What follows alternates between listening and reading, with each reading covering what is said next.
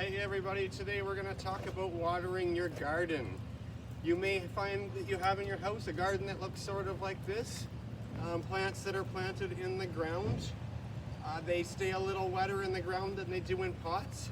There's no exact way to tell you how often you have to water it. It's going to depend on how hot it is, what type of soil, how well you watered the time before.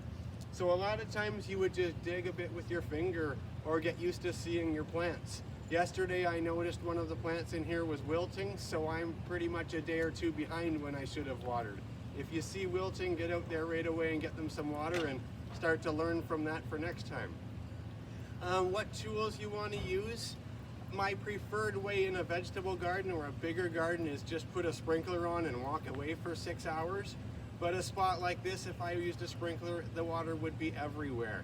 So we tend to use what we call here is a water breaker. You get quite a bit of water out of one of these, but you get quite a bit of control over where you put it. Try to avoid using these things. I see driving down the street many times people spraying this into their garden and flailing water here, there, and everywhere. You're not going to get enough water out of there to do a whole lot.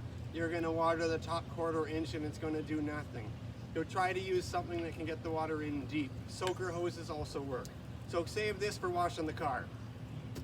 So when you're watering, get yourself a good spray going, back and forth,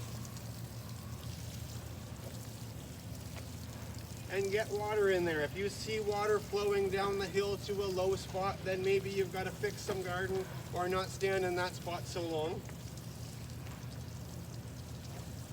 And you're going to do this over the garden. And I've probably already done this garden about 6 times before we're doing this video. I do it 2 times, then I walk away for half hour, let it soak in, then I do it 2 more times, and I keep coming back. So I've been working on the gardens around the house for about 2 or 3 hours now.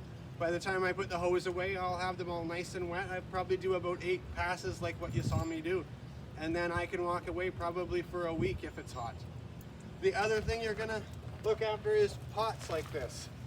Big pots like this one here don't need they need water, a lot of water, but then you can let it sit for a while. If you have a small pot like a hanging basket, in weather like we're gonna have this week, you might need to water it twice a day even on the real hottest of the days. So same thing, use this tool, give it a good watering.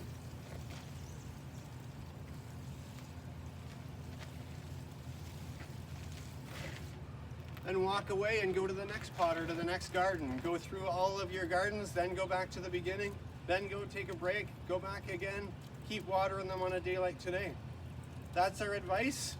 Dig down, check the roots, see if they're wet enough, and then walk away. Let these gardens dry down. Do not stand there and water them every night. That's really bad for them.